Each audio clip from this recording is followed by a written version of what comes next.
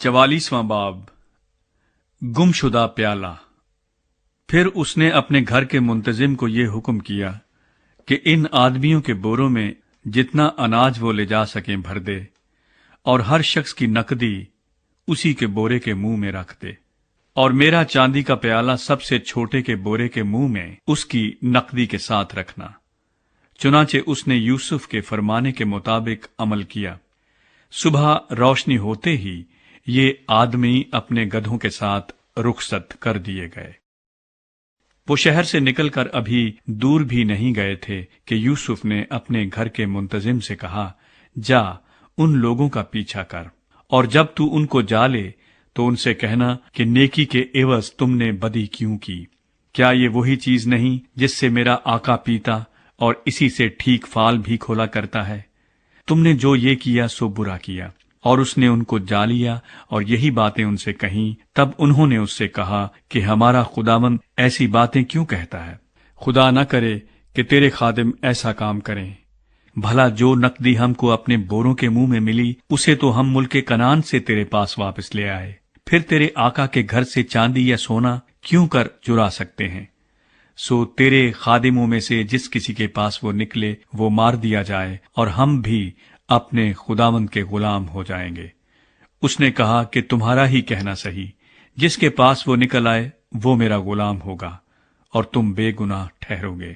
تب انہوں نے جلدی کی، اور ایک ایک نے اپنا بورا زمین پر اتار لیا، اور ہر شخص نے اپنا بورا کھول دیا۔ سو وہ ڈھونڈنے لگا، اور سب سے بڑے سے شروع کر کے سب سے چھوٹے پر تلاشی ختم کی، اور پیالہ بنیامین کے بورے میں ملا۔ تب انہوں نے اپنے پیراہن چاک کیے، اور ہر ایک اپنے گدھے کو لاد کر الٹا شہر کو پھرا۔ اور یہودا اور اس کے بھائی یوسف کے گھر آئے، وہ اب تک وہیں تھا۔ سو وہ اس کے آگے زمین پر گرے۔ تب یوسف نے ان سے کہا، تم نے یہ کیسا کام کیا؟ کیا تم کو معلوم نہیں کہ مجھ سا آدمی ٹھیک فال کھولتا ہے؟ یہودا نے کہا کہ ہم اپنے خداوند سے کیا کہیں؟ ہم کیا بات کریں یا کیوں کر اپنے کو بری ٹھہرائیں؟ خدا نے تیرے خادموں کی بدی پکڑ لی، سو دیکھ ہم بھی اور وہ بھی جس کے پاس پیالہ نکلا دونوں اپنے خداوند کے غلام ہیں۔ اس نے کہا، خدا نہ کرے کہ میں ایسا کروں۔ جس شخص کے پاس یہ پیالہ نکلا وہی میرا غلام ہوگا، اور تم اپنے باپ کے پاس سلامت چلے جاؤ۔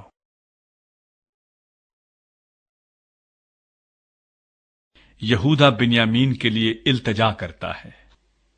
تب یہودا اس کے نزدیک جا کر کہنے لگا، اے میرے خداوند، ذرا اپنے خادم کو اجازت دے کہ اپنے خداوند کے کان میں ایک بات کہے، اور تیرا غضب تیرے خادم پر نہ بھڑکے، کیونکہ تو فرعون کی مانند ہے۔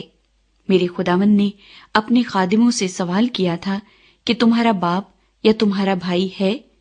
اور ہم نے اپنے خداوند سے کہا تھا کہ ہمارا ایک بوڑھا باپ ہے، اور اس کے بڑھاپے کا ایک چھوٹا لڑکا بھی ہے، اور اس کا بھائی مر گیا ہے، اور وہ اپنی ماں کا ایک ہی رہ گیا ہے، سو اس کا باپ اس پر جان دیتا ہے۔ تب تو نے اپنے خادموں سے کہا کہ اسے میرے پاس لے آؤ کہ میں اسے دیکھوں۔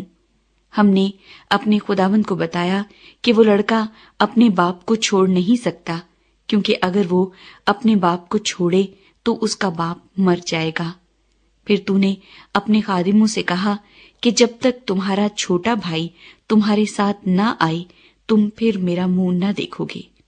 اور یوں ہوا کہ جب ہم اپنے باپ کے پاس جو تیرا خادم ہے پہنچے تو ہم نے اپنے خداوند کی باتیں اس سے کہیں۔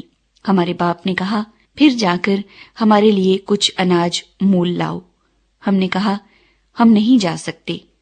اگر ہمارا سب سے چھوٹا بھائی ہمارے ساتھ ہو تو ہم جائیں گے، کیونکہ جب تک ہمارا سب سے چھوٹا بھائی ہمارے ساتھ نہ ہو ہم اس شخص کا منہ نہ دیکھیں گے۔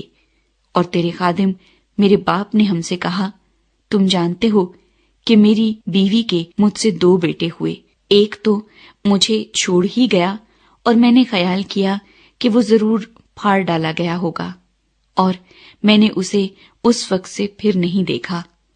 اب اگر تم اس کو بھی میرے پاس سے لے جاؤ اور اس پر کوئی آفت آ پڑے تو تم میرے سفید بالوں کو غم کے ساتھ قبر میں اتارو گے۔ سو اب اگر میں تیرے خادم اپنے باپ کے پاس جاؤں اور یہ لڑکا ہمارے ساتھ نہ ہو، تو چونکہ اس کی جان اس لڑکے کی جان کے ساتھ وابستہ ہے، وہ یہ دیکھ کر کہ لڑکا نہیں آیا مر جائے گا، اور تیرے خادم اپنے باپ کے جو تیرا خادم ہے سفید بالوں کو غم کے ساتھ قبر میں اتاریں گے، اور تیرا خادم اپنے باپ کے سامنے اس لڑکے کا ضامن بھی ہو چکا ہے، اور یہ کہا ہے کہ اگر میں اسے تیرے پاس واپس نہ پہنچا دوں تو میں ہمیشہ کے لیے اپنے باپ کا گناہگار ٹھہروں گا۔ اس لیے اب تیرے خادم کو اجازت ہو کہ وہ اس لڑکے کے بدلے اپنے خداوند کا غلام ہو کر رہ جائے، اور یہ لڑکا اپنے بھائیوں کے ساتھ چلا جائے، کیونکہ لڑکے کے بغیر میں کیا منہ لے کر اپنے باپ کے پاس جاؤں؟ کہیں ایسا نہ ہو کہ مجھے وہ مصیبت دیکھنی پڑے جو ایسے حال میں میرے باپ پر آئے گی۔